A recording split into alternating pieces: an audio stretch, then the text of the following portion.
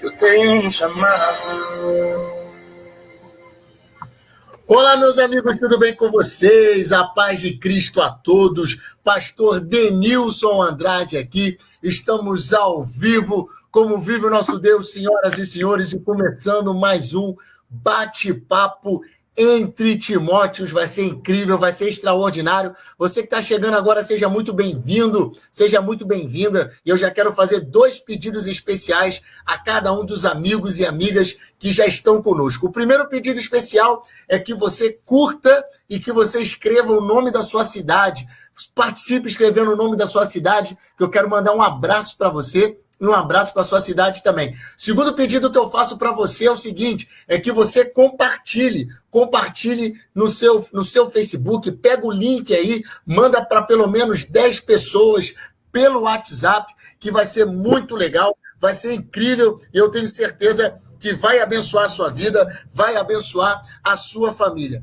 Por que é importante você compartilhar? Para que as pessoas que estão seus amigos, seus parentes, que estão no seu Facebook e tenham acesso ao conteúdo que vai ser falado aqui. Eu tenho certeza que muitos insights, inspirações, motivações, muita coisa de Deus vai ser falada para motivar a sua fé, para te inspirar, para esclarecer algumas coisas. E eu tenho certeza que vai ser bênção não só para você, mas também para todos aqueles que são seus amigos. Então, eu quero te encorajar a compartilhar, porque quando você compartilha, você oportuniza para que outras pessoas tenham acesso. Eu quero pedir também que você escreva aí o nome da sua cidade. Eu quero que você escreva o nome da sua cidade para que eu possa mandar um abraço para você.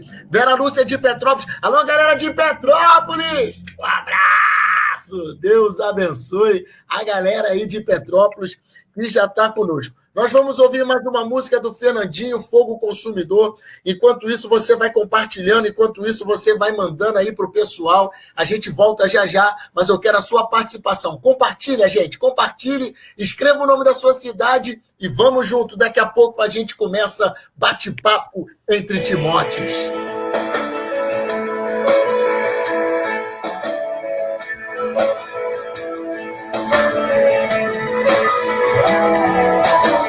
Fogo consumidor, vem arder em nós, aquecer o chão que um dia queimou por ti. Homens se desviaram, profetas se venderam, mas existem aqueles que não se dobraram. Mas existem aqueles que não se dobraram ante outros deuses.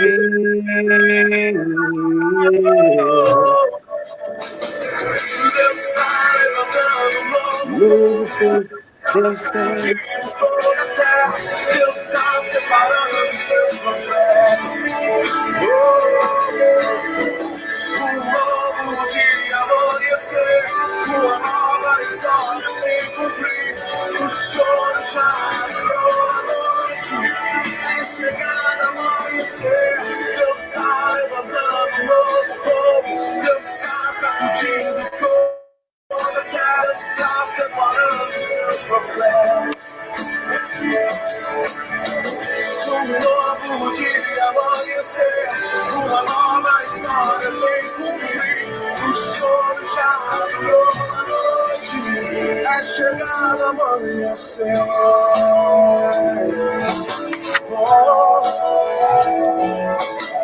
Fogo consumidor, vem arder em nós, aquecer a chama que um dia queimou por ti.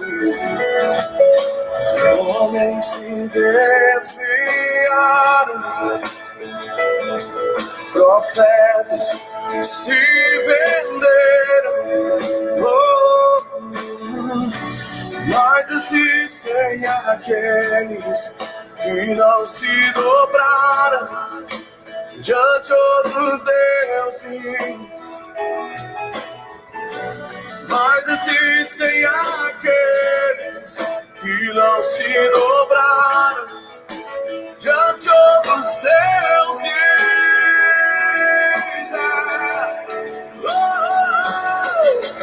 Deus está levantando um novo povo, Deus está sacudindo toda a terra, Deus está separando seus profetas. Um novo dia amanhecer, uma nova história se cumprir. O choro já durou a noite, vai chegar amanhecer.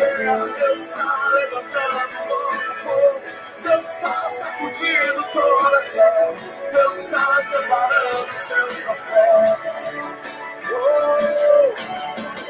Um novo dia amanhecer, uma nova história se cumprir. O choro já durou a noite, é chegar amanhecer. É chegar amanhecer. É chegar amanhecer. É chegar amanhecer.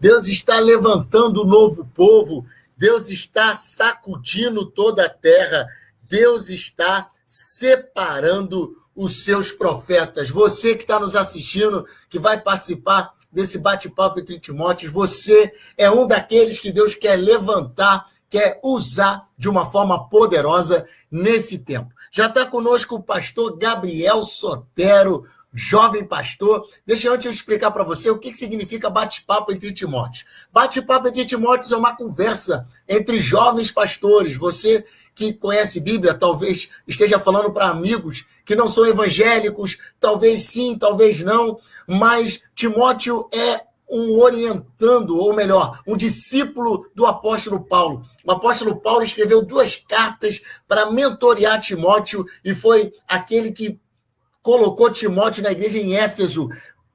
O apóstolo Paulo levantou Timóteo, mentoreou Timóteo, orientou o jovem pastor. Então, bate-papo entre Timóteos é uma conversa entre jovens pastores. E hoje eu estou recebendo o pastor Gabriel Sotero, da igreja IMW Nova Campina. Pastor, tudo bem? Como é que você está? Paz, pastor Denilson, tudo bem com você? Muito bom estar aqui conversando contigo hoje. Muito obrigado por essa oportunidade. Espero que você esteja bem, sua esposa Gisele também, a igreja de São Fidélis. Eu tive o prazer de conhecer a igreja aí na inauguração, junto com alguns irmãos aqui da nossa igreja também, em nosso distrito. E eu espero que esteja tudo bem com vocês aí, tá bom? Amém, ótimo. Minha gente, a gente já vai começar, mas antes eu quero pedir para você compartilhar. Compartilhe aí, escreva o nome da sua cidade. Algumas pessoas já escreveram. Deixa eu só voltar aqui. Vou voltar aqui um pouquinho. Cadê? Então, o pessoal de Nova Campina. Alô, galera de Nova Campina! Um abraço! Deus abençoe. Pessoal de São Pedro da Aldeia. Alô, pessoal de São Pedro da Aldeia. Um abraço! Está conosco aqui o César Guimarães. O melhor X-Tudo de São Pedro da Aldeia é do César Guimarães, membro lá da IMW Vinhateiro, do distrito de Cabo Frio. O X-Tudo lá é top, minha gente. Quando você for para a região dos lagos, visita lá o X-Tudo do César Guimarães. Nelly Pereira, minha mãe. Beijo, mãe. Te amo. Do Rio de Janeiro. Alô, galera do Rio de Janeiro. Um abraço. Deus abençoe. Gisele Andrade, meu amor. Um beijo, amor. Deus te abençoe. Pessoal aí que está nos assistindo, tem muita gente nos assistindo e pouca gente comentando. Escreva aí o nome da sua cidade, que eu quero mandar um abraço para você e eu tenho certeza que vai ser bênção para a sua vida. Vamos lá, pastor Gabriel Sotero. O pessoal está na expectativa e eu creio que vai ser um tempo muito bom esse nossa conversa aqui. Como eu falei para vocês, bate-papo entre Timóteos é uma conversa entre jovens pastores. E a gente vai conhecer um pouco da história desse jovem pastor que Deus tem levantado para fazer a diferença. A Bíblia diz que foi Paulo que elevou Timóteo à condição de pastor, que reconheceu o chamado em Timóteo e o consagrou para o santo ministério. E eu quero, pastor Gabriel, que você fale para a gente como foi o início do seu ministério, como foi a sua chamada, como que Deus sinalizou para você que o que ele queria para você era o ministério pastoral. Amém. Pessoal, antes de começar, eu quero também incentivar você aí, né, você da MW Nova Campinas, você aqui do Rio, está assistindo, nossos amigos, parentes, quem for chegando aí, não esquece de curtir, de compartilhar, de comentar aqui na nossa live, tá bom? Outra coisa, como o meu monitor aqui de referência, para eu ver o pastor Denilson, para ver os comentários, está aqui na lateral, de vez em quando eu vou ter que olhar para cá, tá? Eu estou olhando para cá e é por isso, só para que você fique ciente. Então, aqui está só filmando e aqui está o meu monitor. Então, se você ficar vendo eu olhando para cá, não se estressa, não, é isso que está acontecendo, tá? Para cá eu estou vendo o pastor Denilson e aqui... O pessoal vai pensar que você está vendo televisão, né, Gabriel? Hã? Senão o pessoal vai pensar que você está vendo televisão, né? É verdade. Então tá. Vamos falar um pouquinho então de como começou essa questão do chamado missionário, chamado ministerial na minha vida. Eu sou filho de pastor, né? Desde os 7 anos de idade, mais ou menos, meu pai, dos meus 7 anos de idade, o meu pai era pastor, né? E nós começamos essa jornada missionária quando eu tinha 7 anos. A gente foi transferido para a primeira cidade, se eu não me engano, foi Corumbá, Mato Grosso do Sul. E depois de Corumbá, aí fomos para Tangará da Serra, de Tangará da Serra para Cuiabá, de Cuiabá para Campos do Jordão, depois para Guarulhos, e assim foi, né? E fomos mudando várias vezes, né? E durante essa trajetória, em várias situações, em vários momentos, eu recebi profecias, né, na igreja, tanto nas igrejas em que eu congregava, quanto às vezes quando eu vim aqui no Rio de Janeiro visitar minha família, e às vezes estava ali participando de um culto, de um evento, ou às vezes de uma convenção, retiro de carnaval, e às vezes levantava-se alguém para falar comigo e trazer uma profecia para a minha vida, falando que Deus queria me levantar para o ministério, né? Para o ministério pastoral, para o ministério missionário. E por muito tempo eu relutei, né, com essa palavra, né? Eu creio que durante algum tempo eu acreditei e confiei muito nessa palavra, mas depois de uma situação complicada que a gente viveu, eu comecei a relutar e brigar muito com essa realidade. Quando eu tinha 14 anos de idade, a minha família sofreu uma situação muito complicada, né? Eu creio que muitas pessoas têm vivido isso hoje, é uma situação realmente complexa e triste, que ocorreu uma separação, né, entre os meus pais, e a partir desse momento eu comecei a culpar muito, né, o ministério pastoral, a culpar a igreja, né, a culpar essa questão do ministério em si, como sendo o pivô, como sendo a causa dessa separação, né? E por muitos anos eu alimentei, né, essa mágoa, essa tristeza pelo ministério pastoral. Eu não queria isso para minha vida de jeito nenhum, porque eu achava que a culpa, né, da dissolução da minha família era o ministério pastoral do meu pai, né? E eu lembro que quando eu fui para um retiro de jovens, se não me engano, foi uma convenção de jovens, na verdade. Eu tinha 17 anos, eu fui para uma convenção de jovens, onde eu conheci a minha esposa até nessa convenção de jovens. A gente se conheceu lá como amigos apenas, né, nesse primeiro contato. Lá nessa convenção, era o pastor Lauro Castelli, missionário Lauro Castelli, que estava ministrando, um dos ministrantes dessa convenção era ele estava vindo eu não lembro agora se era da Índia ou se era da Bélgica, um desses países aí que ele foi missionário. E ele estava contando das experiências da Índia, onde várias situações complicadas que ele passou ali, né, e como Deus usou e abençoou a vida deles ali naquele lugar. E aí ele fez uma brincadeira lá com aquela questão da fila indiana, né? Aí chamou um pessoal lá na frente para fazer como que era uma fila indiana, todo mundo encostado no outro, com a cabeça no ombro do outro ali e tal. O pessoal rindo, brincando, mas ele estava falando sério, né? e no final ele fez ele fez um apelo, né, para o chamado ali, dizendo quem queria se entregar ao chamado missionário, ao chamado ministerial, fosse à frente. E eu lembro que Deus bateu muito forte no meu coração naquele dia, e eu tive que atender aquele chamado. Eu lembro até que a minha esposa também foi nesse apelo, mas a gente não tinha nada um com o outro ainda, era apenas conhecimento mesmo de amizade. E nesse momento eu fui convencido de que eu tinha que ir para o seminário, mas eu ainda continuava alimentando no meu coração essa questão de que eu não seria pastor, né? Mesmo eu indo para o seminário interno, eu fui para o seminário interno, eu fiz lá a entrevista e tudo, e eu sempre dizia, eu não vou ser pastor, eu estou aqui para cumprir a promessa lá, o que Deus me mandou fazer, tá? Eu posso ser músico, posso ser cantor, posso ser pregador itinerante, mas pastor eu não vou ser, né? E eu lutava com essa questão, né? Brigava com isso mesmo dentro de mim e não aceitava esse chamado para minha vida. E aí eu fui para o seminário interno e coincidiu também da minha esposa também ir para o seminário interno nesse mesmo ano, e a gente foi para a mesma sala de aula, né? E a gente começou ali a ampliar a nossa amizade, né? E depois de mais de 6 meses ali dentro, a gente começou a se gostar e tal, e aí a história foi caminhando nesse ínterim. Mas eu lembro que ainda demorou, mesmo depois de ter ido para o seminário interno e tal, acho que demorou mais uns 4 ou 5 anos ainda, até eu realmente assumir essa questão do ministério pastoral na minha vida, né? Porque eu não aceitava essa questão e eu não queria, né? Eu não queria dar o braço a torcer, vamos dizer assim, eu não queria ceder à vontade de Deus para mim e realmente me tornar um pastor. E eu lembro que depois de muitos anos, né, quando eu fui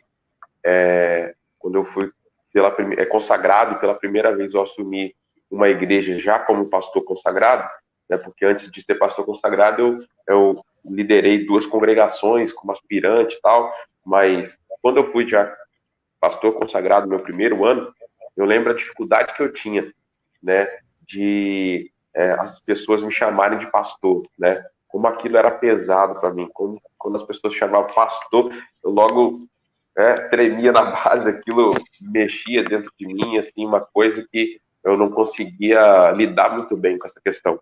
E Deus foi tratando, eu acho que depois já do meu segundo ano, já como pastor consagrado, e as coisas foram melhorando, né? Eu fui lidando melhor com esse título, né? Com essa nomenclatura de pastor para a minha vida, né? Mas, assim, resumindo, basicamente foi isso. Se quiser entrar em mais detalhes, aí é contigo aí. Mas se até agora está tranquilo, aí quiser passar para outra coisa, fica a seu critério, tá bom?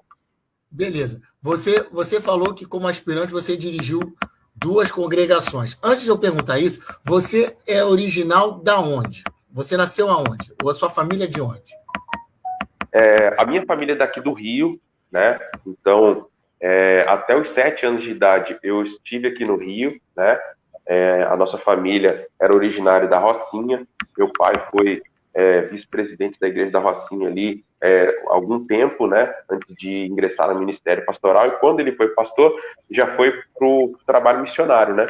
Então, e foi na 3ª região. Então, a gente passou a maior parte da nossa vida na 3ª região eclesiástica. Depois, quando a 3ª região se dividiu, eu já estava morando no Paraná, e aí eu fiquei na 5ª região. E aí, como pastor, vamos dizer assim, né, como aspirante e pastor, a minha trajetória foi na 5ª região. Depois que eu fui transferido, né, para cá, para a 1ª região, e eu fui auxiliar o pastor Aguinaldo ali na Igreja Central de Mantiqueira, eu já era pastor consagrado, né? E aí eu fui transferido ali para a igreja de Mantiqueira para auxiliar o pastor Aguinaldo ali durante 2 anos, eu fiquei ajudando ele ali, trabalhando com o Ministério de Louvor e pequenos grupos ali na igreja de Mantiqueira. Quais foram as congregações? Eu estou na igreja de Nova Campinas já há quase 5 anos. Você dirigiu quais congregações? Aqui no Rio ou em São Paulo? Ou no Paraná? Não, foi no Paraná. Eu fundei, né, 2 congregações na época, quando eu era aspirante. Eu fundei a congregação Frente Missionária, na verdade a gente chamava, né? Frente Missionária do Paineiras 2, que funcionava na casa de um diácono da igreja, o diácono Fabiano, e a esposa dele, a Daniele. E a gente trabalhou lá 3 anos nessa casa. e também fundamos uma outra frente missionária ou congregação, e essa já era num salão próprio, salão alugado, que foi na Coapar, né? Que também é um bairro lá de Baiti, no Paraná, e até hoje está esse trabalho lá. Temos ali os irmãos ali cuidando daquele trabalho, a missionária Marta, né, o aspirante André estão ali cuidando desse trabalho, e ficamos 2 anos ali trabalhando nessa congregação, e depois eu fui consagrado e fui para Curitiba para pastorear lá na igreja de Santa Felicidade, em Curitiba. Você está 5 anos em Nova Campina, não é isso? Vai fazer 5 anos, 4 anos e meio. Em dezembro a gente faz 5 anos que a gente está aqui em Nova Campinas. O Ministério Pastoral, ele é recheado de desafios, né? Alguns têm mais, outros têm menos, mas ele é recheado de desafios, principalmente para quem começa o Ministério Pastoral muito jovem, né, como a gente, entre 20 e 30, entre 20 e 35, por exemplo, 25 a 35, a gente tem alguns desafios que aqueles pastores que ingressam no ministério depois dos 40, por exemplo, 45, não tem.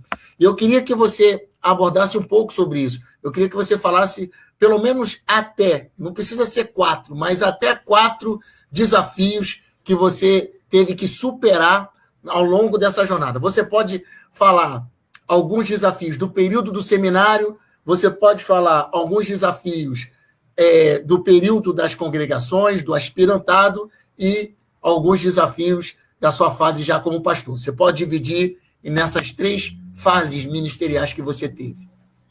Ok. No meu período de seminarista, vamos dizer assim, né? Eu vou colocar aqui a situação que foi mais complexa. Quando eu fui para o seminário, como eu disse, né? Eu já conhecia a minha esposa, mas a gente não tinha... a gente não se gostava, não tinha nenhum tipo de laço entre nós, só amizade mesmo. Depois de 6 meses que nós estávamos lá, a gente começou a se gostar, estudávamos na mesma classe, né, no seminário interno lá em Guarulhos, e com o tempo ali, né, a intimidade, né, vai aumentando, né, você estudando na mesma sala e tal, e no nosso primeiro ano eu não podia namorar, a regra do seminário era que só podia no segundo ano diante. E aí quando a gente esperou, tranquilo, quando chegou no segundo ano, a gente pediu para ter a amizade especial, que eles chamavam na época, né, e eles falaram que ia analisar, e depois de algum tempo eles analisaram, falaram que não poderia, porque eles iriam mudar a regra do seminário de novo. Então eles mudaram depois para o terceiro ano, só no terceiro ano que podia namorar, até lá não podia namorar. E isso foi complicando a vida da gente dentro do seminário, porque a gente vai se tornando cada vez mais amigo e tal, então qualquer coisa se tornava motivo ali para a gente ser punido de alguma maneira, para levar algum tipo de advertência e tal, né? Se alguém visse, tipo, piscando um para o outro, ou tocando na mão do outro, ou qualquer coisa que você possa imaginar, já era motivo para confusão e para algum tipo de punição ali dentro, né? Então foi o nosso segundo ano no seminário, foi um ano muito tenso, muito complicado, né? No meio do ano a gente levou uma punição severa, em que a gente ficou proibido, né, de até conversar um com o outro dentro do seminário, a gente não podia falar um com o outro, nem bom dia, nem boa tarde, nem nada, e a gente passou por um momento muito tenso, porque eu digo que eu até passei por um momento de depressão ali dentro, né, por causa dessa situação. E ela também, né, um momento de depressão, quase 6 meses ali, de depressão mesmo, porque a gente chorava quase todo dia, né, a gente não podia se falar, não podia ter contato nenhum. E aí, quando terminou esse ano, a gente foi cada um para sua casa e tal. E aí, quando a gente voltou no terceiro ano, a gente esperava que ali agora ia dar certo e agora a gente ia poder ter liberação para o namoro, né? E aí, quando a gente chegou no terceiro ano, houve mais alguma mudança lá no seminário e eles também não deixaram a gente namorar. E quando chegou mais ou menos em abril, né, do nosso terceiro ano, houve um mal-entendido lá, eu não lembro exatamente o que aconteceu, mas houve um mal-entendido, algum boato que surgiu lá de a gente ter feito alguma coisa errada, e esse boato chegou até a diretoria, e aí eles resolveram pedir para a gente se retirar do seminário. Então, a gente foi expulso do seminário no nosso terceiro ano, e a Alessandra foi para Ibaiti, para casa dos pais dela, e eu voltei para minha casa, né, para casa do meu pai, ali mesmo em Guarulhos, e E aí a gente teve que interromper durante esse período o nosso seminário, né? Então eu fiquei um ano e uns 2 anos mais ou menos sem fazer seminário, até a gente poder, a gente se casou depois desse tempo, né? E depois que a gente se casou, uma das primeiras coisas que a gente fez foi voltar para o seminário. Então, eu fui para a casa do pastor Carlos Alberto Pinheiro, não sei quem conhece aí, Carlos Alberto Pinheiro, voltou para o mesmo seminário? Oi?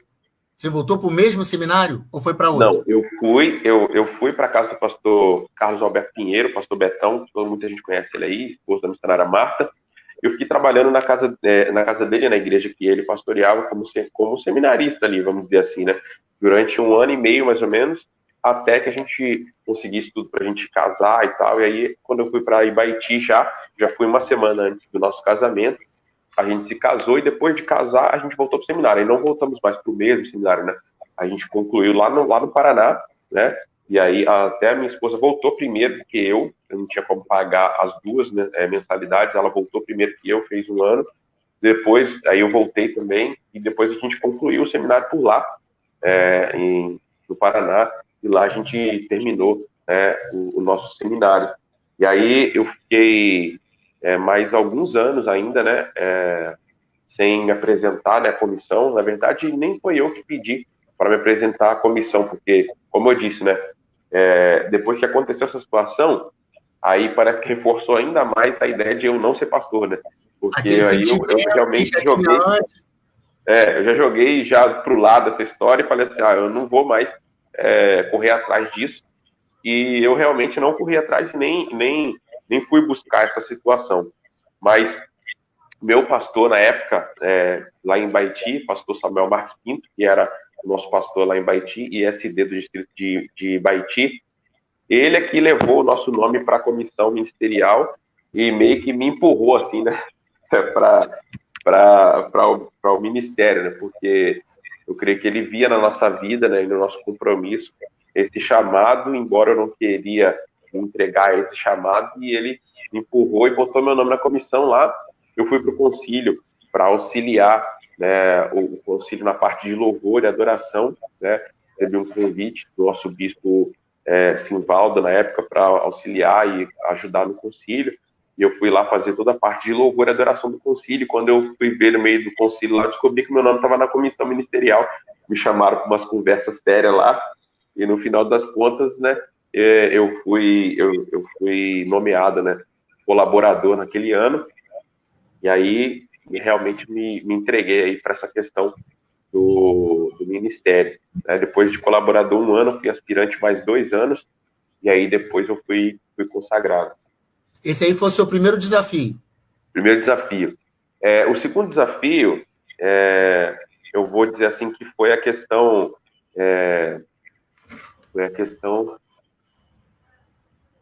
Tá bom, obrigado, filha. A minha filha tá me atrapalhando aqui, gente, perdão. O meu segundo desafio, eu penso que foi a questão da idade, né? Como eu fui para o seminário interno, eu tinha acabado de completar 18 anos. Na verdade, eu completei 18 anos dentro do seminário interno. Então, assim, eu entrei no ministério muito novo, né? E uma das questões que foi bastante complicada para mim foi isso. Porque até eu uso barba até hoje, né? E mesmo desde aquela época, até os nossos bispos tinham um pouco de aversão a barba, não gostavam muito, né? Alguns bispos, né, eram mais enfáticos com isso, que não gostavam que os pastores usavam barba. Mas eu, com a cara lisa, eu tinha a cara de moleque muito, muito forte, né? E isso tirava um pouco a questão do respeito de alguns irmãos, né, para com o pastor, né? Muitos irmãos mais velhos, mais idosos, até alguns presbíteros mais caxias, assim, tinha certa dificuldade de lidar comigo, no sentido de eu ser a autoridade, né? E ele vai responder aquela autoridade sendo um menino novo, e ele muito mais velho que eu, às vezes tem idade para ser meu pai. Então, isso foi um desafio muito grande, né? Porque exige de você um tato que às vezes você nem está pronto para aquilo, né? Você tem que lidar com aquilo o tempo todo. É igual aquela história lá do rei Salomão, né? De ter que assumir o reinado, E as pessoas ali esperando o tempo todo, ele cometeu um erro, né? Ou esperando provar a autoridade que ele tinha, e aí aquela situação daquela mulher que vem, né, com aquele bebê morto e a outra, né, com um bebê vivo, e ali surge aquela situação toda, e ele decide aquilo de uma maneira muito sábia, e aquela situação vai dar autoridade para ele, e as pessoas a partir dali vão parar de questionar a autoridade que estava sobre ele. Então, a gente vê o tempo todo acontecendo isso com a gente no ministério, quando a gente é muito novo, né? E a gente vai tendo que passar por situações complexas, onde Deus vai provar que está conosco, para aquelas pessoas que estão do nosso lado poderem confiar em nós, poderem ver a autoridade de Deus na nossa vida, mesmo a gente sendo, de alguma maneira, inexperiente em certas áreas, mas Deus vai nos capacitando, dando sabedoria e graça ali para agir em situações complicadas, né? Então, esse eu acho que foi o segundo desafio que a gente passou, né, no ministério, e até hoje a gente passa. Eu acho que eu passo um pouco menos isso hoje, já tenho 10 anos aí já no Ministério Pastoral, desde o primeiro ano como colaborador até depois de ser consagrado, juntando tudo, já tem 10 anos, né, que eu estou no Ministério Pastoral. No final desse ano completa 11 anos, então você vai ganhando, né, experiência, vai ganhando maturidade com o tempo e vai ganhando respeito também, né, das pessoas que estão caminhando com você e etc. Cada troca de igreja também ela dificulta essa questão, né? E quando você chega novo numa igreja, volta a questão toda de novo, né? Daqueles irmãos terem que confiar em você, daqueles irmãos mais idosos olhar assim e pensar, será que vai sair alguma coisa boa aí desse moleque aí, né? Esse moleque aí vai pastorear a nossa igreja. Não tinha um pastor de verdade para mandar para cá, não vai mandar esse moleque aí para pastorear a nossa igreja. E aí você, de novo, volta àquela situação de ter que provar, de certa forma, que Deus está contigo e que o chamado não é seu, você não escolheu isso, mas foi Deus que escolheu você e te colocou ali para fazer a obra dele. Então é um desafio também que a gente passou e que não é muito fácil. O terceiro desafio...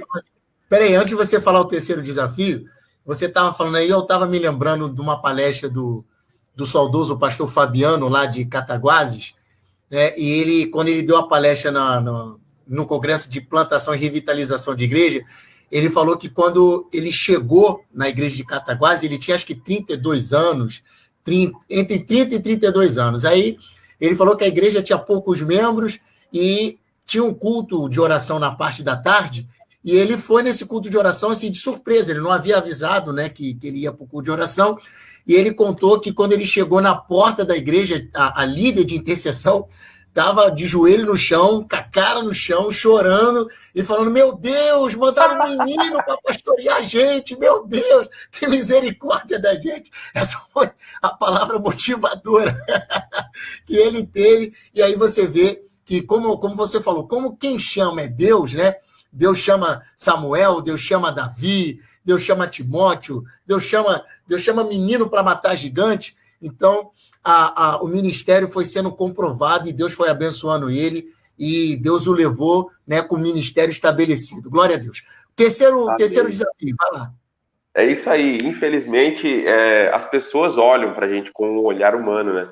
Mas Deus, ele vê o coração, ele vê coisas que a gente não consegue ver. Eu creio que Deus vê coisas em nós que nem nós mesmos não conseguimos ver.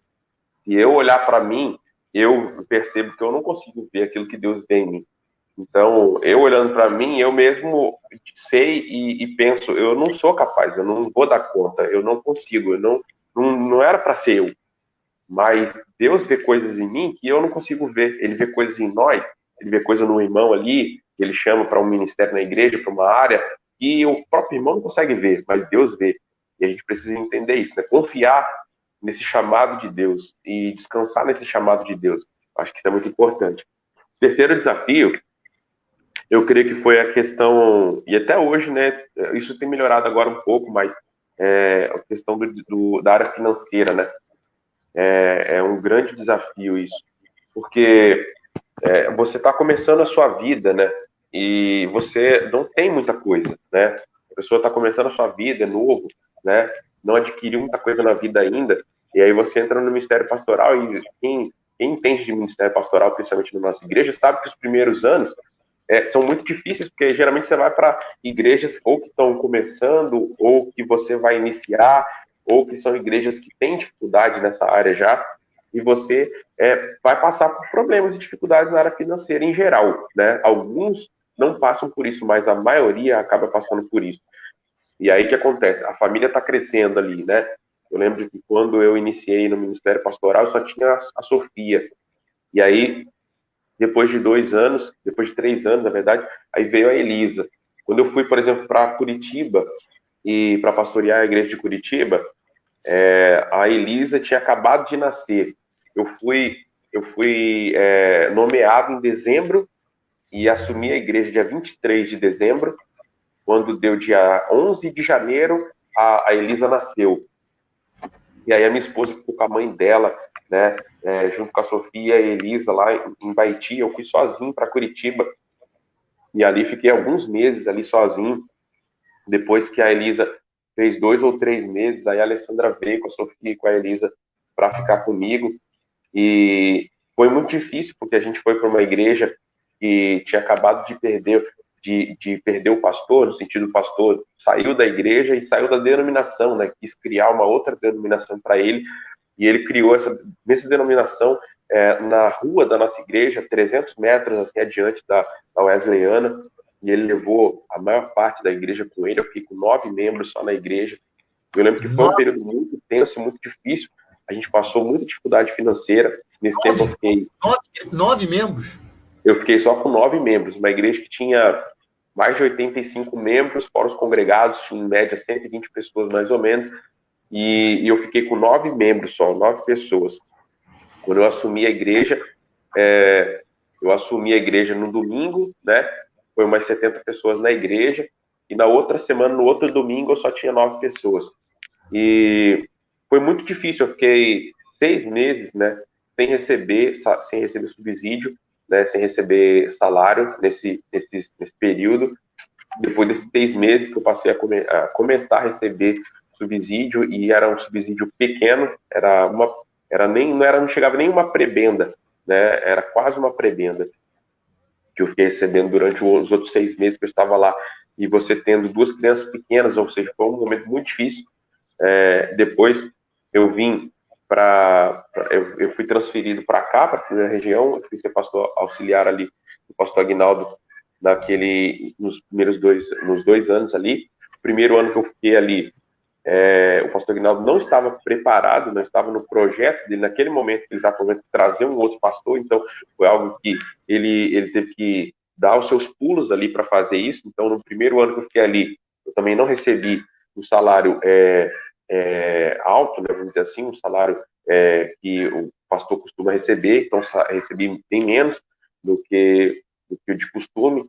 Então, assim, não mudou muito a minha realidade de Curitiba para o meu primeiro ano aqui na Central de Mantiqueira. Não mudou muito a questão financeira, graças a Deus que muitos irmãos ali em Mantiqueira ajudavam a gente, né? Eu louvo a Deus pela vida de cada irmão e irmã que ajudaram a gente ali em Mantiqueira, e ajudavam em tudo mesmo, em questão de roupa, de calçado, de alimentos assim específicos para criança, né, Danoninho e outras coisas. E aí no meu segundo ano ali já em Mantiqueira, aí o pastor já estabilizou o meu salário, aí foi melhorando as coisas, mas com toda essa situação, né, de 2 anos aí de dificuldade financeira, eu contraí dívidas, né, no cartão de crédito. Meu cartão de crédito embolou tudo, aí eu tive que ir negociando, pagando, né. Então demorou alguns anos aí para colocar essa questão em dia, né? Então essa questão financeira, ela foi um desafio muito grande, né? Agora ela está começando a se estabilizar, estamos começando a melhorar essa questão, mas foi uma questão muito complexa, né? E eu acho que muitos pastores e aspirantes aí, né, nos primeiros anos de ministério, acabam passando por isso. É um desafio muito grande. Não sei se você quer comentar sobre isso aí. Não sei se você já passou por isso também.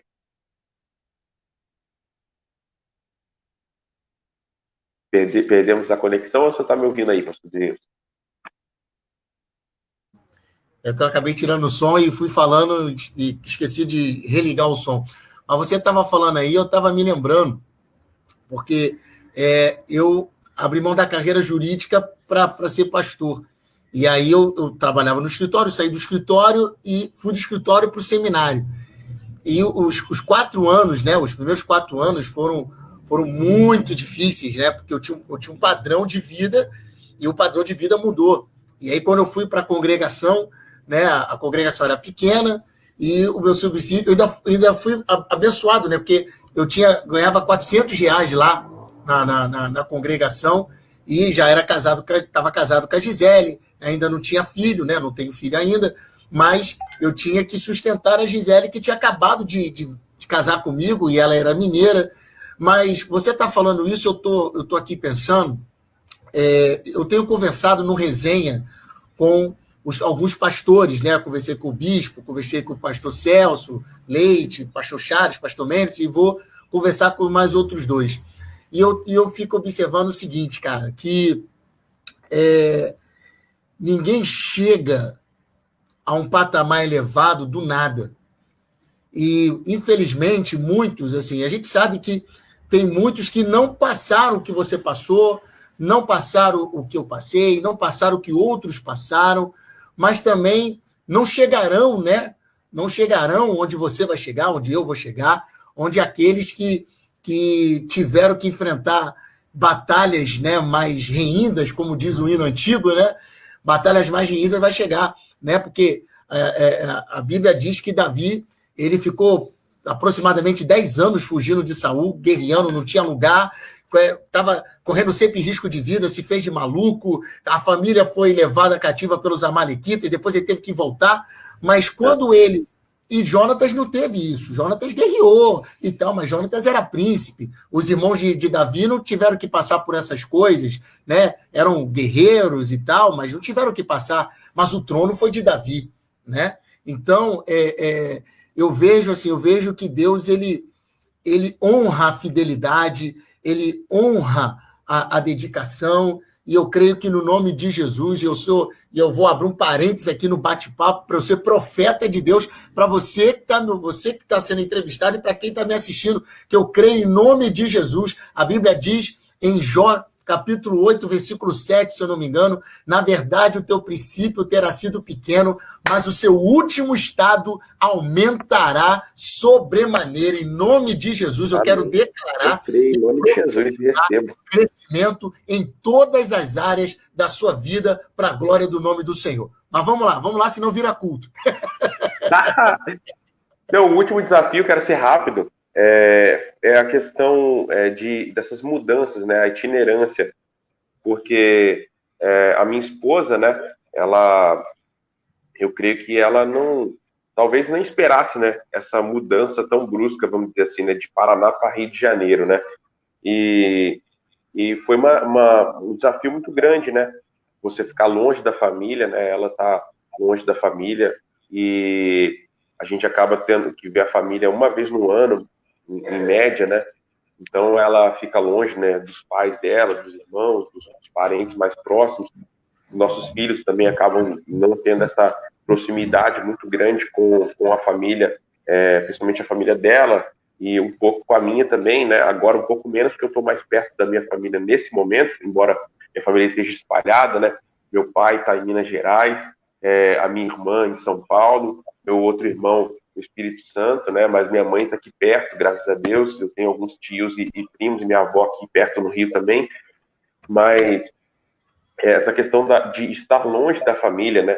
De estar sempre tendo que ir para um lugar diferente, conhecer novas pessoas e ter que se adaptar àquela realidade e entender a cosmovisão daquele povo, entender como eles pensam, como eles vivem, o que eles esperam, né, da vida, o que eles esperam do ministério, ter que lidar com essas diferenças, né, e é um desafio muito grande, né, para quem nunca saiu da sua cidade, para quem nunca saiu do seu estado, você não vai conseguir entender na profundidade que eu estou falando, mas para quem já saiu da sua cidade e já mudou de estado, pelo menos, você vai ver o quão diferente é a realidade do povo brasileiro de um estado para o outro.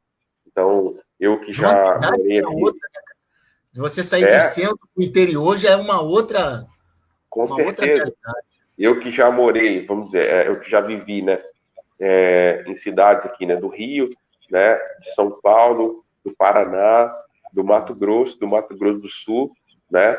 Então, assim, você vê que as realidades são muito distintas e a maneira de pensar e de viver, né, de cada uma dessas pessoas, dessas realidades, são muito diferentes. E isso, por um lado, te abre a mente, te abre a visão para muita coisa. Por outro lado, também é difícil, né? É difícil porque isso mexe um pouco até com a sua identidade pessoal, sabe? Tem hora que você já não sabe mais de onde você é, né? Já não sabe mais qual é o teu sotaque, qual é o teu povo, porque já misturou tudo, né? Já bagunçou tudo, eu já nem sei mais qual que é o meu sotaque principal. Tem gente que olha e fala que eu tenho sotaque de paulista, outros acham que eu tenho sotaque de paranaense, outros acham que eu tenho sotaque de mineiro, porque meus pais e avós são mineiros, outros acham que eu tenho sotaque de carioca, em determinado lugar que eu vou, e na verdade eu nem sei mais. Eu acho que meu sotaque já é uma mistura, identidade já é uma mistura. Eu sou brasileiro, mas nem sei mais de onde que eu sou, né? Mas estamos aí. Então, assim, isso é um desafio também, sabe? Eu acho que a gente vai aprendendo a lidar com isso aos poucos. Você estava falando aí do sotaque, é interessante, né, cara, que como que a pessoa do local diferente da onde você está morando, né, ela consegue identificar que você está com sotaque diferente. Por exemplo, a minha mulher, ela é mineira, né, de Belo Horizonte, já vai fazer 10 anos que ela está morando aqui no Rio, né, que a gente vai fazer 10 anos de casado, e as pessoas, ela não fala como os mineiros, ela já está influenciadíssima, né, com carioquês, e mesmo assim, quando alguém ouve ela falando, você é de Minas, você não é daqui não. E quando a gente chega lá, acontece isso, né? Acontece isso. Gabriel, pastor, né? Às vezes eu vou chamar ele de Gabriel, não é porque... Tá tranquilo, tá em casa. É porque a gente vai ter esse contato e a gente acaba, de repente, chamando de pastor Gabriel, mas eu honro ele como pastor e o homem de Deus que ele é. Pastor Gabriel, você também é compositor, não é isso? Isso. Compositor desde os 11 anos. Já compus. Eu tenho compostos, né, guardados aqui em casa, muitas canções, eu creio que mais de 200 canções, já quase 300 canções. Que isso, rapaz? Nem todas têm letra ainda, né? Eu acho que eu devo ter umas 50 ou 60 com letra já e tudo. E até acho que no letras.com deve ter umas 25 ou 30 músicas minhas lá com letra e tudo, e na internet já publicada aí, deve ter também umas 20, 25 músicas minhas já publicadas. Tem o nosso primeiro CD, que tem 12 canções inéditas, né? Tem algumas músicas minhas que foram lançadas junto numa coletânea da nossa igreja, que foi lançada, tem uma música minha lá, até saiu num inário. Tem um inário, um canto da adoração da nossa igreja, uma versão que foi diferenciado, tem até uma capa mais jovem, assim, que tem um jovem pulando, assim, naquela versão, até tem lá no final esse CD que foi lançado pela Wesleyane, tem uma canção minha lá também. Mas assim, a gente está agora gravando o segundo CD, se Deus quiser, até o final do ano ele vai ficar pronto, e deve ter mais, eu acho que 10 ou 12 canções também, que vão inéditas, que vão ser lançadas aí, para o pessoal poder adorar junto com a gente aí. Ótimo. Rapaz, você tem uma música que eu ouvi, foi no dia do dia do Wesleyano, né, em 2016, 2015, não me recordo qual foi o ano, que foi lá na Assembleia, na LERJ, né, na Assembleia Legislativa do Rio, e aí você teve a oportunidade para cantar, e você cantou a música, você explicou que a música era sua, da sua autoria e tal, e aí o refrão daquela música ficou na minha mente, né? Não só pela beleza da letra da música, mas pelo wesleyanismo, podemos assim dizer, da letra da música, né? Do faz de novo, derrama teu fogo, né? E aviva a tua igreja, né? E eu fiquei muito impressionado. Eu queria que você, se você puder e se você quiser, eu queria que você falasse como foi a composição dessa música. Essa música, ela foi composta logo após o Congresso Geral da Juventude Wesleyana de 2012. Quando a gente estava organizando o Congresso Geral da Juventude de 2012, o pastor Samuel Coelho até esteve aqui, né, com você uns tempos atrás aí, né, e ele estava organizando esse Congresso Geral da Juventude, e ele me pediu, não lembro se ele me pediu ou se ele comentou comigo se eu podia fazer uma música para o congresso. E eu fiz uma canção para o congresso, e eles divulgaram essa canção foi tocada em vários lugares, e lá no congresso foi tocada também, e o nome dela é Faz de Novo a Deus. O nome do congresso era Faz de Novo, né? E a canção era: faz de novo, ó Deus, ouve-nos dos altos céus e vem com tua glória, transformando a nossa mente e coração. Faz de novo, ó Deus, faça uma revolução de avivamento, salvação e comunhão. Aí essa música, ela rodou, né? O Brasil todo aí, o pessoal da Wesleyana cantando, e foi o tema do congresso. No meio do congresso, acontecendo e tal, Deus foi me dando inspiração. E aí, no último dia, quando acabou o congresso, né, Deus me deu essa canção, que foi essa, eu estou chamando de Libera o Teu Fogo, o nome dela. Eu não estava em dúvida qual o nome que eu ia colocar, né, para não ficar parecida com a outra, porque tem o mesmo tema da outra canção, mas é outra música, né, completamente diferente. E o coro dela, ela fala um pouco assim do que dessa realidade do povo de Deus ali no Antigo Testamento, de que não basta apenas ver os milagres, não basta apenas fazer parte do povo de Deus, mas tem que viver o propósito de Deus, tem que viver, né, a vontade de Deus e fazer o avivamento acontecer, não ficar só recebendo, mas não ser parte do avivamento da obra de Deus, né? Aí o coro, o refrão ficou assim, né? Faz de novo, libera o teu fogo, faz de novo, Senhor, e aviva a tua igreja, começando pelos nossos corações. E essa canção, ela vai estar agora nesse CD novo, né? Ela é uma das canções principais desse CD novo que a gente está produzindo. O pastor André Santos, aqui do Rio, muita gente conhece ele, né? Ele está produzindo esse CD para nós, e tá muito top essa música, tá muito legal. Quem puder ouvir depois, que estiver pronta, né? Nas redes sociais aí e tal, nas plataformas digitais, eu recomendo já para você estar ouvindo. Libera o Teu Fogo, já guarda esse nome aí, Libera o Teu Fogo, quando ela ficar pronta para vocês ouvirem aí, tá bom? E cantar na igreja de vocês, né?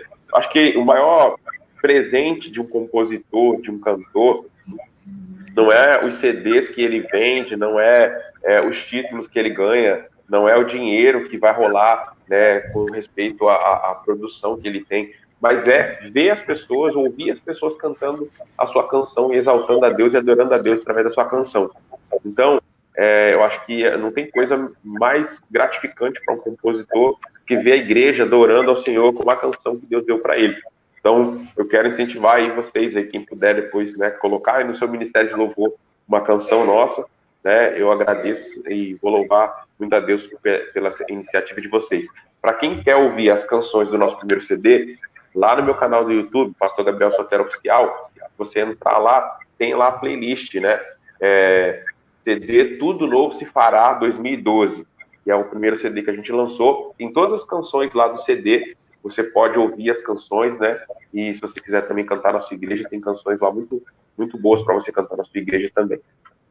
A importância da canção tocar na vida das pessoas, né? As pessoas louvarem a Deus, as pessoas serem tocadas, as pessoas serem impactadas. Então, o pastor Gabriel Sotero, ele vai beber um pouco d'água, a gente vai fazer um intervalo. Ele está preparando a música para o CD, mas eu achei no YouTube a música. Claro que a música não vai estar na qualidade que estará no CD, mas como aperitivo, nós vamos colocar aqui para você ouvir. Libera o Teu Fogo. A gente ainda não encerrou, é só para beber uma água, o pastor Gabriel vai beber uma água também, só para a gente respirar. Enquanto isso, você compartilhe, você comenta aí, se você está gostando, ouça a música Libera o Teu Fogo, que ele cantou na Alerj, e seja abençoado por ela. Isso aí tá sem produção ainda, né? Essa música do jeito que tá aí, tá só eu, voz e violão, cantando na Alerj lá, mas a música produzida tá top demais. Quem puder ouvir depois, não deixe de ouvir. Não basta te conhecer, de ouvir falar,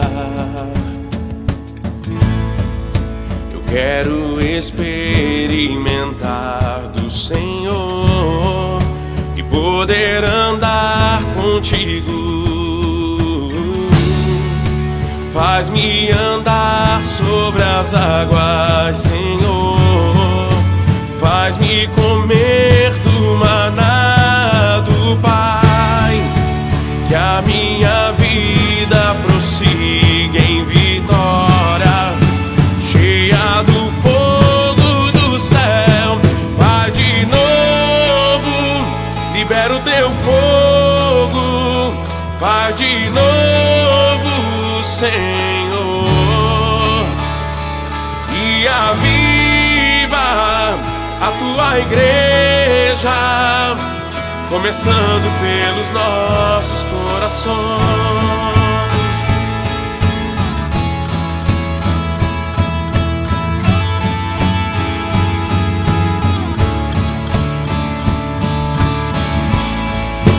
Não basta apenas dizer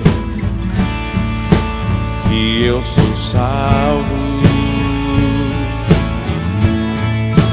Não basta apenas estar em tua casa, no meio do teu povo.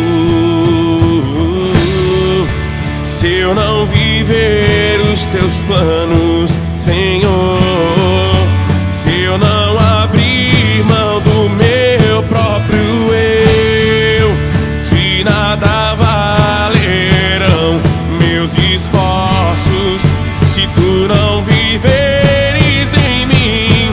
Faz de novo, libera o teu fogo. Faz de novo, Senhor, e aviva a tua igreja, começando pelos nossos corações. Faz de novo, libera o teu fogo. Faz de novo, Senhor, e aviva a tua igreja, começando pelos nossos corações.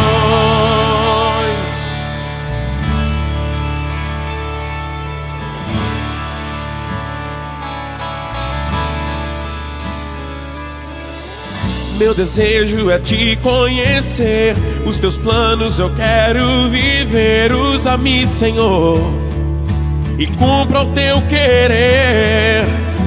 Dia a dia contigo andar, pouco a pouco vou me esvaziar, pra tu viveres em mim. Meu desejo é te conhecer, os teus planos eu quero viver. Usa-me, Senhor, e cumpra o teu querer. Dia a dia contigo andar, pouco a pouco vou me esvaziar, pra tu viveres em mim. Faz de novo, libera o teu fogo. Faz de novo, Senhor, e aviva a tua igreja, começando pelos nossos corações. Faz de novo, libera o teu fogo. Faz de novo, Senhor. Faz de novo, Senhor, libera o teu fogo. Faz de novo e aviva a tua igreja, começando pelos nossos corações. Você que está nos acompanhando, você que está nos assistindo, está desanimado, está enfraquecido, está abatido, está com a fé esmorecendo, em nome do Senhor Jesus, que essa seja a sua oração, que essa seja o seu clamor. Estou falando para alguém que já foi batizado com o Espírito Santo e não deixou Deus continuar a trabalhar na sua vida. Estou falando para alguém que Deus deu talentos e você está enterrando o talento. Estou falando para alguém que já foi usado poderosamente por Deus, mas você parou por uma palavra, por uma decepção, por uma frustração, pelos problemas da vida. Em nome de Jesus, Deus fará de novo. Deus está liberando o seu fogo para reaquecer o seu coração. a sua fé em nome do Senhor Jesus. Oh, aleluia! Bendito seja o nome do Senhor. Minha gente, se você quiser, você que está me assistindo aí, você que é pastor, você que é aspirante, está dirigindo congregação, seminarista, está dirigindo congregação, líder de ministério de louvor, você que tem banda, você que canta, né, solo, vai lá no YouTube, no canal do pastor Gabriel Sotero, pega lá as músicas dele, e se você quiser e puder me deixar recomendar, pega aí, libera o teu fogo, que vai ser bênção através da sua vida, em nome do Senhor Jesus. Glórias a Deus, glórias a Deus, glórias a Deus. É isso aí. Vamos lá, pastor. Nós vamos fazer agora um momento chamado profecia de primeira. Como é isso?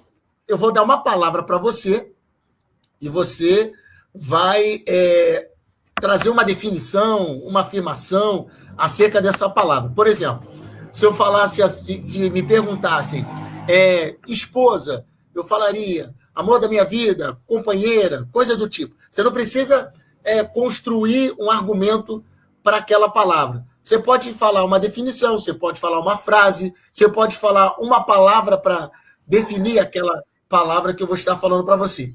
Beleza? Amém. Tranquilo? Tá preparado? Tranquilo.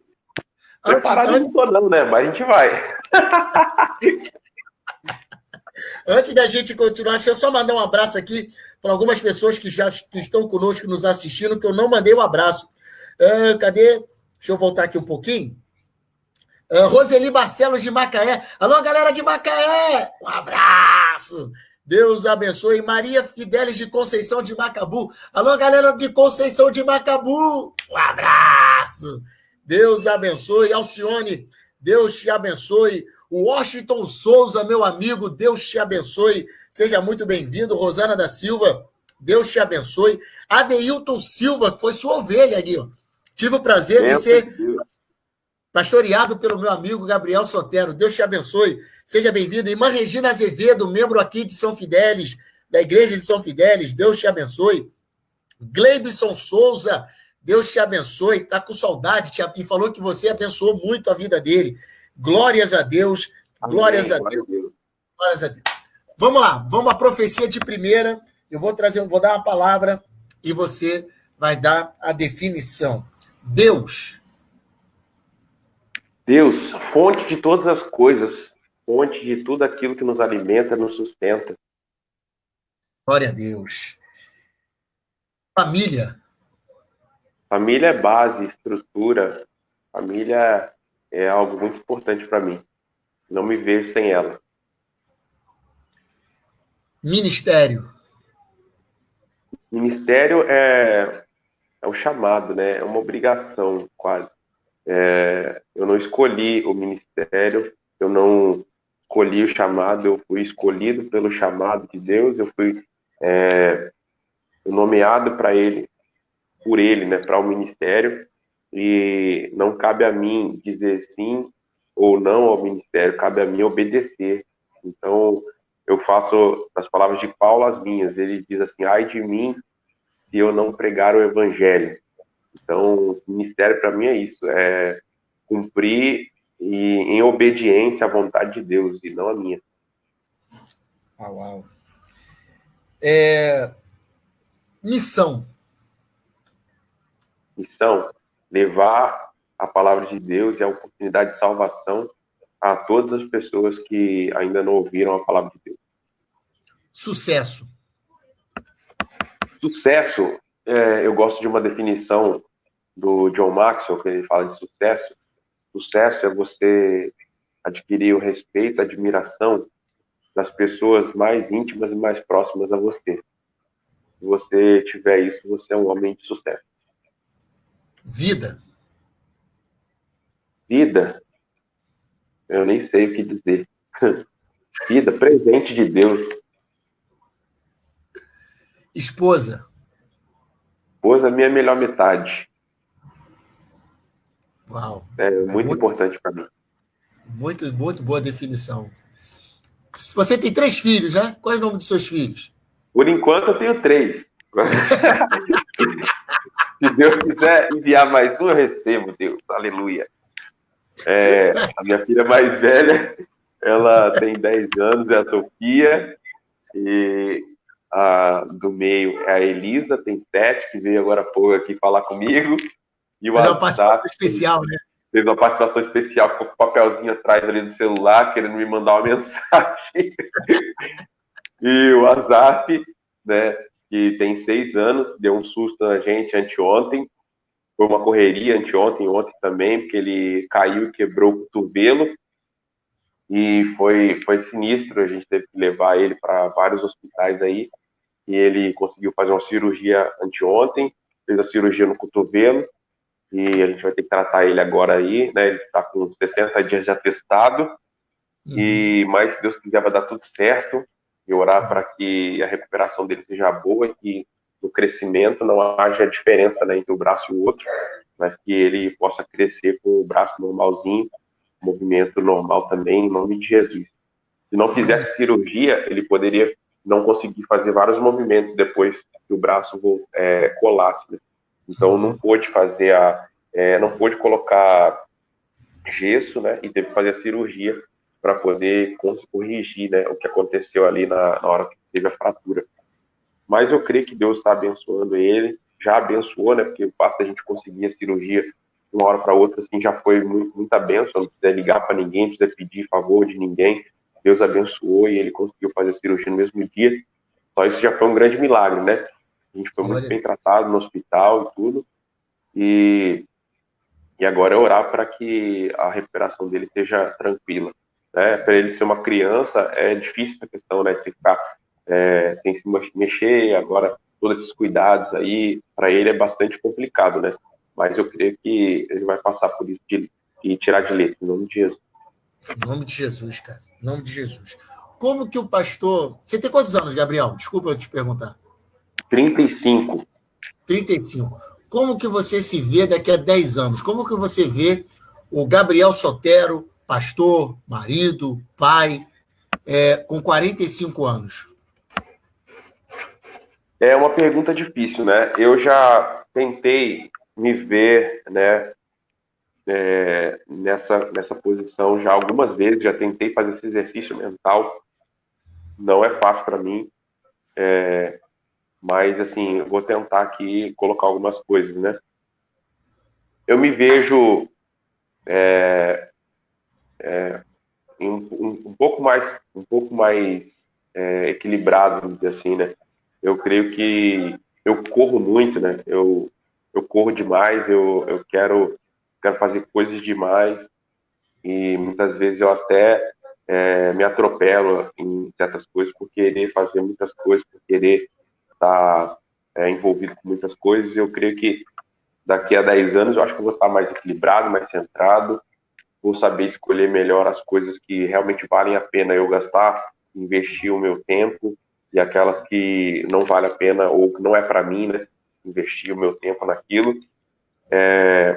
Eu creio que a minha família vai estar mais atuante ainda no ministério, né, porque meus filhos são crianças, hoje muitas vezes não conseguem atuar, né, no ministério, nos auxiliando de alguma maneira, né, mas eu creio que eles vão estar também nos ajudando muito, né, no ministério, daqui a 10 anos, tanto como adolescentes e jovens, né.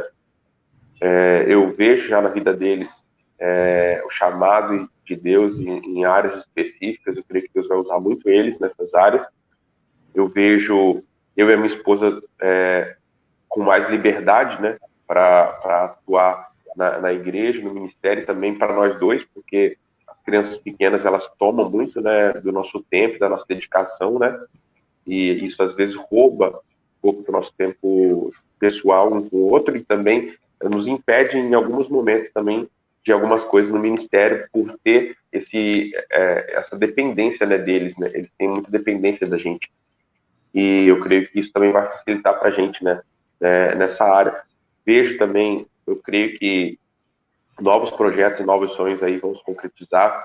Eu vejo, assim, essa parte musical minha mais estruturada daqui a 10 anos. Eu creio que, se Deus quiser, aí, quem sabe mais uns 2 ou 3 CDs aí lançados até lá. E a questão da minha área de treinamento, né? Eu trabalho já há alguns anos já com treinamento de líderes, na igreja, pequenos grupos, etc. Eu creio que isso vai estar muito mais estruturado daqui a 10 anos.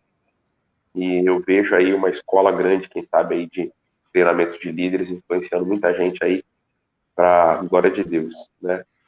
E por enquanto é isso. Não sei se eu consegui fazer bem o exercício, mas espero que algumas dessas coisas se concretizem até lá. Você falou que você tem dificuldade de fazer isso, cara. Você separou por áreas, quase definiu tudo. Poxa, você foi muito bem, muito bem. Obrigado, querido. Deus te conduza e que todos esses sonhos que você tem, né, Deus possa realizar para que o nome dele seja glorificado, você seja abençoado e centenas e milhares de pessoas sejam abençoadas e abençoados através da sua família, da sua vida e do seu ministério. Última pergunta, pastor Gabriel. Última pergunta. Qual é o legado que o pastor Gabriel quer deixar para a sociedade? É claro que, assim, nós ainda somos novos, né? Nós somos jovens. Né? Pô, você tem 35 anos. Hoje, estatutariamente, pela Wesleyana, o pastor jubila com 70. Então, 70 menos 35 vai dar 35. Então, teoricamente, você ainda tem 35 anos ministeriais na Igreja Metodista Wesleyana. E quando encerrar a carreira, né? Quando você concluir a sua missão, né, de ministerial, qual é o legado que você quer deixar? O que você está construindo para lá na frente, quando você encerrar, as pessoas lembrarem de você? Lembrar de você de que forma? Eu vou tentar colocar as 3 coisas que eu creio que são mais prioritárias para mim hoje. A primeira delas, a questão do ensino, né? Eu creio que um dos legados que eu quero deixar é a questão do ensino, de que as pessoas se lembrem do meu ministério como um ministério de ensino que ensinou muitas pessoas a questão da palavra e buscar profundidade na palavra. A segunda coisa é a questão da liderança, né? Eu creio que eu espero deixar um legado nessa área de discipulado e liderança, né? Eu quero que as pessoas olhem para o meu ministério lá na frente, né, e vejam esse legado construído de discipulado e liderança, né? Eu tenho buscado trabalhar nessa área em cada igreja que eu vou, tenho me dedicado muito nessa área com os irmãos que estão debaixo do meu pastoreio. E por último, eu quero deixar um legado de adoração bíblica, né? Eu quero deixar um legado de um ministério de louvor e adoração que está centrado na palavra e não nos meus sentimentos. Eu acho que muitos compositores, muitos cantores hoje, eles cantam muito as emoções deles, aquilo que eles estão sentindo, e cantam pouco a palavra, ou aquilo que eles cantam tem pouco a ver com a palavra, sabe? Eu acho que tem muita gente cantando aí as suas emoções e não tem nada de palavra naquilo que ele canta ou que ele ministra. E eu creio que esse é um outro legado que eu quero deixar. Eu acho que quem tem que aparecer mais na hora da nossa adoração, na hora do nosso louvor, são 2 pessoas, Jesus Cristo e a palavra. Essas 2 pessoas, elas têm que estar presentes ali quando a gente ministra a adoração. Jesus tem que aparecer mais do que eu, e a palavra tem que aparecer mais do que eu. Hoje eu vejo muitos cantores, compositores e bandas que nenhum dos dois aparece quando eles cantam, né? Nem Jesus aparece quando eles cantam, nem a palavra aparece quando eles cantam.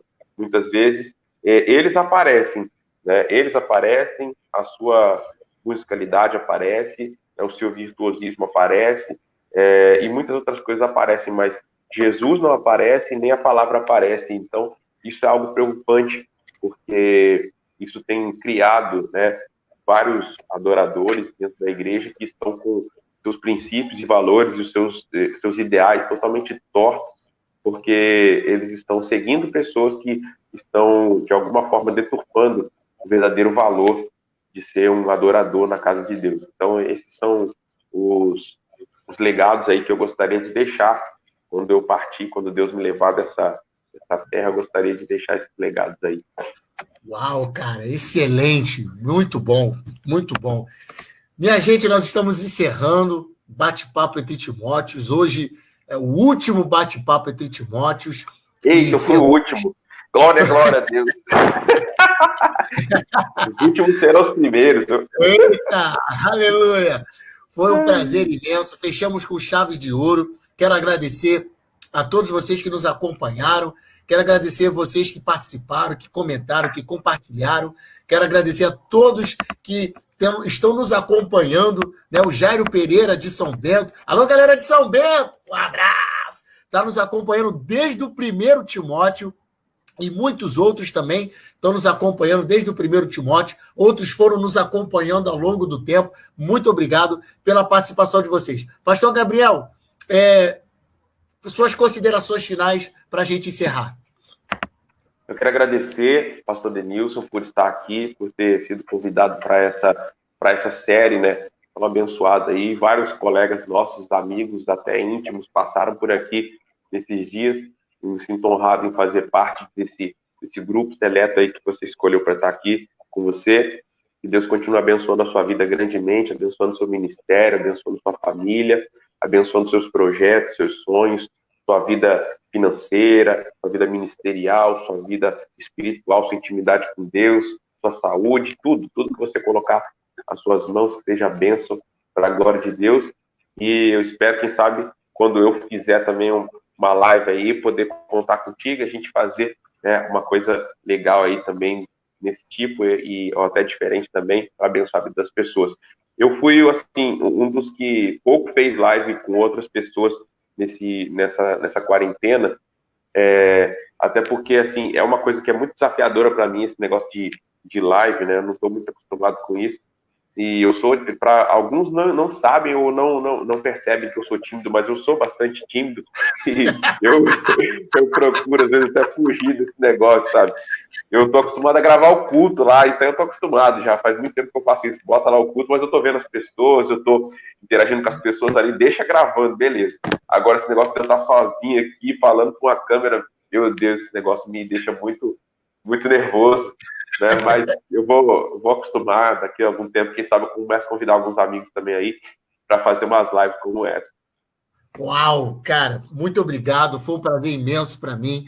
Eu tenho certeza que as pessoas que nos acompanharam aprenderam muito com as suas experiências, foram inspiradas, foram motivadas, e eu glorifico a Deus pela sua vida, pelo que você tem construído, né, ao longo desses 10 anos já no ministério, tanto na parte pastoral, né, de liderança, no ensino, na área da adoração, e eu creio que tudo aquilo que Deus tem projetado e planejado para você, as colheitas de todas as sementes que você tem plantado virão a 30, a 60 e a 100 por 1 para a sua vida, em nome do Senhor Jesus. Muito obrigado por você ter aceitado estar comigo. Muito obrigado mesmo. Deus te abençoe. Pessoal, Deus estamos aqui.